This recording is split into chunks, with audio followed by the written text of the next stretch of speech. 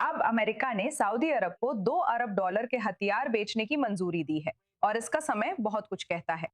State department ने करीब 2 अरब dollar के सौदे को मंजूरी दी है, जब फिर से मध्य पूर्व में हालात बिगड़ रहे हैं। हम अमेरिका के ईरान पर हमलों, होर्मुज जलदमरू मध्य के बंद होने, ईरानी मिसाइलों के खाड़ी देशों व सऊदी अरब के पड़ोसियों पर गिरने और अब हूती मिसाइलों द्वारा रियाद के साथ वर्षों की शांति तोड़ने की बात कर रहे हैं।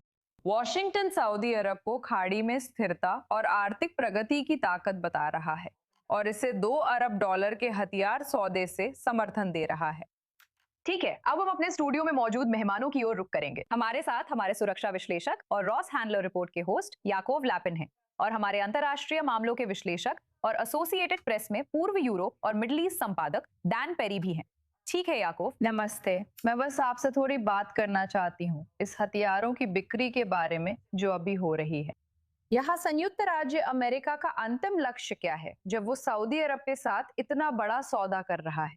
संयुक्त राज्य अमेरिका और सऊदी अरब के बीच इस तरह के हथियारों के सौदे कई सालों से होते आ रहे हैं। असल में असली रुकावट सिर्फ तब आई थी जब बाइडेन प्रशासन ने सऊदी अरब पर हथियारों की पाबंदी लगाई थी, जो हूथियों के खिलाफ युद्ध के कारण थी। ये युद्ध फिर से शुरू हो सकता है। ये कोई असामान्य बात नहीं है। अब जब हम ईरान के साथ 2 युद्धों से गुजर चुके हैं और ईरान ने सऊदी अरब पर हमला किया है, तो सवाल है कि सऊदी अरब इतनी सैन्य सामग्री क्यों जमा कर रहा है, जबकि उनका इनमें से लगभग किसी का भी इस्तेमाल करने का इरादा नहीं दिखता। ये असली सवाल है जिसका जवाब सऊदी अरब को देना होगा, क्योंकि उनके पास ईरान की ओर कई मिसाइलें और आधुनिक लड़ाकू विमानों से लैस वायुसेना है।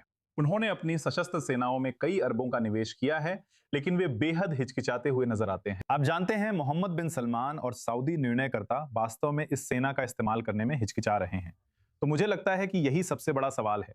जहां तक अमेरिका की बात है, तो उनके लिए ये तो लगभग साफ बात है, जितना ज्यादा हार्डवेयर वे खाड़ी देशों को बेचेंगे, उतना ही उनके रक्षा उद्योग अच्छा मुनाफा कमाएंगे और अमेरिका का प्रभाव भी बढ़ेगा। जहां तक बड़ी ताकतों के प्रभाव की बात है, अमेरिका के लिए ऐसा करना समझदारी है। लेकिन खाड़ी देश, खासकर सऊदी, जो ये हथियार खरीद रहे हैं, मुझे लगता है उन्हें कई सवालों के जवाब देने हैं, क्योंकि उनमें इसका इस्तेमाल करने का साहस नहीं दिखता। सही है, मैं बस ये कहना चाहती हूँ कि अभी अभी दुबई में धमाके हुए हैं, तो फिर सबसे अधिक संभावना है कि ये ईरान के इस्लामी गणराज्य की ओर से हमलों का एक और दौर है। जैसा आपने कहा, खाड़ी अरब देशों की प्रतिक्रिया बहुत सीमित रही है। हालांकि बेशक आज हमने एक तस्वीर देखी जिसमें एक ड्रोन ईरानी हवाई क्षेत्र में था, जो ऐसा लग रहा था कि खाड़ी देशों से आया है। हमारे पास इस क्षेत्र से इजराइल और संयुक्त राज्य अमेरिका को छोड़कर वास्तव में किस तरह की प्रतिक्रिया देखी गई है, इसके बारे में क्या जानकारी है?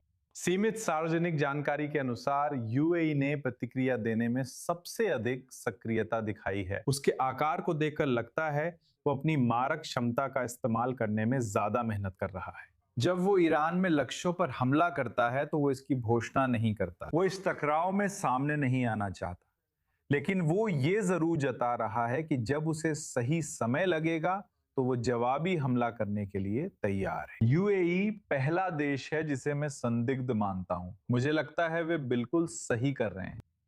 जब ईरान पर खाड़ी देशों की जवाबी कार्रवाई की बात आती है, तो सबसे अधिक संभावना यूएई की है। और भी देश हैं जिन्होंने हमला किया है, लेकिन मुझे लगता है कि सबसे ज्यादा हमला यूएई कर रहा है। अब मैं आपसे बात करना चाहती हूँ डैन, और सऊदी अरब और उसके भविष्य की योजनाओं के बारे में थोड़ा बात करना चाहती हूँ, क्योंकि जाहिर है, जैसा कि हमने अभी याकोव को कहते सुना, आप जानती हैं ये कोई असामान्य बिक्री नहीं है। लेकिन सऊदी अरब ने, आप कह सकती हैं, अपनी ताकत का प्रदर्शन नहीं किया है। हालांकि इसे ईरान के इस्लामी गणराज्य द्वारा बहुत कम निशाना बनाया गया है। क्या ये शायद ईरान के इस्लामी गणराज्य को कोई संदेश भेजा जा रहा है, या आप जानती हैं भविष्य में संभावित हमलों के लिए कोई तैयारी या दिखावा है? आप इसे कैसे देखती हैं? मुझे लगता है ये अमेरिका के मौजूदा लक्ष्यों के अनुसार है। पहला, मित्र देशों को हथियार बेचना, क्योंकि ट्रंप को इससे आमदनी पसंद है। दूसरा, सऊदी अरब को मजबूत और अपने पक्ष में रखना, क्योंकि वे अस्थिर हैं और उन्होंने हाल के महीनों में भी कई बार ईरान के साथ संबंध सुधारने के संकेत दिए हैं ताकि वे अपनी रक्षा खुद कर सकें। और मुझे नहीं पता कि अब्राहम समझौते का विस्तार अभी भी चलन में है या नहीं, लेकिन वे किसी तरह इसे जारी रखना चाहते हैं और सऊदी अरब को मजबूती से अमेरिकी प्रभाव में बनाए रखना चाहते हैं। ये सब उसी संदेश से मिलता है जिसका आप जिक्र कर रहे हैं। मुझे याकोव से सहमत होना होगा। 2010 में कांग्रेस ने कहा था कि 100 अरब डॉलर से ज्यादा की बिक्री हो चुकी है। ट्रम्प जब पिछली बार सऊदी अरब गए थे तब भी उन्होंने आम बातें ही की थी जो भरोसेमंद नहीं थी। फिर 100 अरब डॉलर से ज़्यादा के सौदों की बात थी, तो 1.5 अरब डॉलर या जो भी है, शायद अब 2 अरब, इससे कोई ख़ास फ़र्क नहीं पड़ता। लेकिन समय दिलचस्प है, इसका ऐलान करना दिलचस्प है।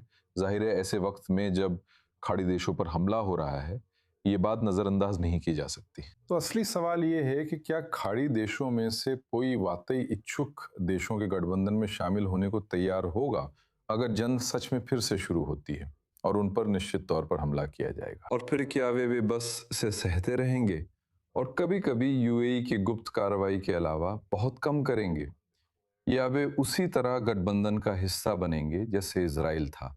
यही असली परीक्षा है। मुझे नहीं पता और मुझे नहीं लगता कि किसी को पता है कि ये समझौता किसी वादे या किसी ऐसी सहमति का हिस्सा है या नहीं, लेकिन ऐसा होना चाहिए। मैं हमारे दर्शकों को बताना चाहती हूँ कि दुबई के डाउनटाउन में धमाकों की आवाजें सुनी गई हैं। ये संयुक्त अरब अमीरात में है। प्रत्यक्षदर्शियों के मुताबिक ऐसा हुआ है। ये सब पूरे क्षेत्र पर ईरान के लगातार हमलों के बीच हो रहा है, क्योंकि हाल ही में अमेरिका ने खाड़ी के द्वीप केश्म पर हमला किया, जो होर्मुज जलडमरू मध्य के पास है।